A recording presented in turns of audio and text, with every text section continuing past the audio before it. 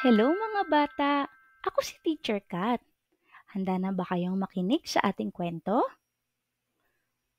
Bago tayo magsimula, mayroon akong mga katanungan. Alam ba ninyo kung ano ang alkansya?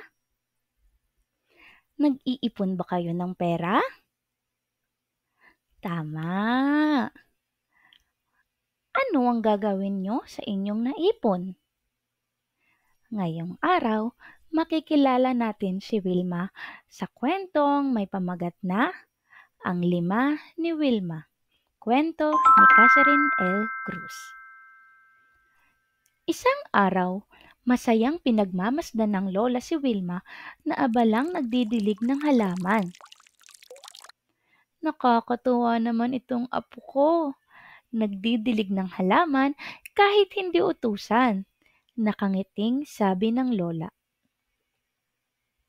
Wilma, halika dito. Ito ang 5 piso dahil diniligan mo ang mga halaman ko. Bukas ay bibigyan kita ulit. Naku, maraming salamat po Lola.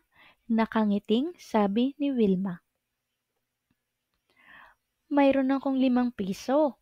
Ano kaya ang aking bibilhin? Parang masarap ang 5 lollipop, 5 bubble gum, 5 candy, o 5 marshmallow.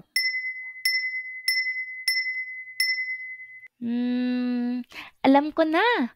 Ihuhulog ko na lang ito sa aking alkansya at ang aking maiipong pera ay ipangbibili ng mga gamit sa eskwela sa pasukan. Masayang sabi ni Wilma. 1, 2, 3, 4, 5. Nakangiting bilang ni Wilma. Ang 5 ni Wilma. Kwento ni Catherine L. Cruz. Nagustuhan ba ninyo ang ating kwento? Sa susunod muli! Thank you for watching. I'm Teacher Kat. Please like and share.